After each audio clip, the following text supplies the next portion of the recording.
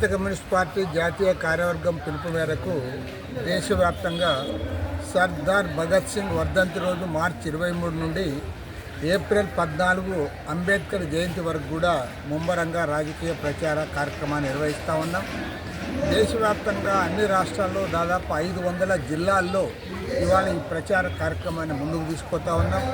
ఇవాళ భారతదేశంలో నరేంద్ర మోడీ ప్రభుత్వం కేంద్రంలో అధికారంలో వచ్చిన తర్వాత ఈ రాజ్యాంగానికి ప్రమాదం ఏర్పడింది.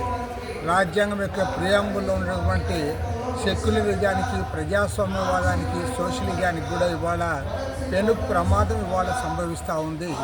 ఈ రాజ్యాంగాన్ని కాపాడుకోవడానికి, అదేవిధంగా మన రాజ్యాంగ విలువలను పరిరక్షించడానికి, ప్రజాస్వామ్యాన్ని కాపాడడానికి భారత కమ్యూనిస్ట్ పార్టీ ఆధ్వర్యంలో పెద్ద ఎత్తున ప్రచార కార్యక్రమాన్ని నిర్వహిస్తూ ఉన్నాం. ఇవాళ మన ఎన్నికల్లోనే చాలా స్పష్టంగా చెప్పారు, 400 స్థానాలు ఇస్తే ఈ రాజ్యాంగాన్ని మారుస్తామన్నారు.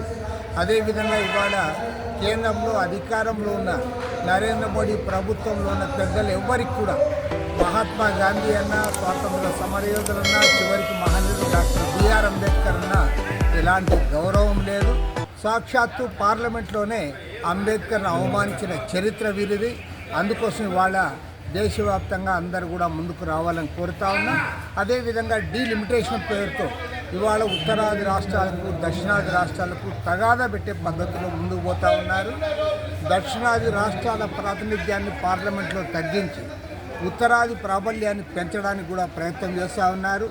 ఉత్తరాదిలో వారికి ఎలాగూ బలం ఉంది కాబట్టి, దక్షిణాదిలో బలహీనంగా ఉన్నారు కాబట్టి అక్కడ సీట్లు పెంచుకొని తమ రాజకీయ అధికారాన్ని సుస్థిరం చేసుకోవడానికి ప్రయత్నాలు చేస్తూ ఉన్నారు.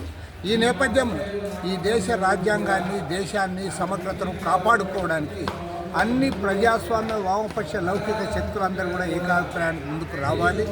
అందుకోసం వాళ్ళ ఇండియా అలయన్స్లో ఉన్న పార్ట్నర్స్ అందరూ కూడా, ఈ దేశంలో ఉన్న ప్రజాతంత్ర లౌకిక పార్టీలన్నీ కూడా కలిసి రావాలని సిపిఐ తరఫున విజ్ఞప్తి చేస్తారు.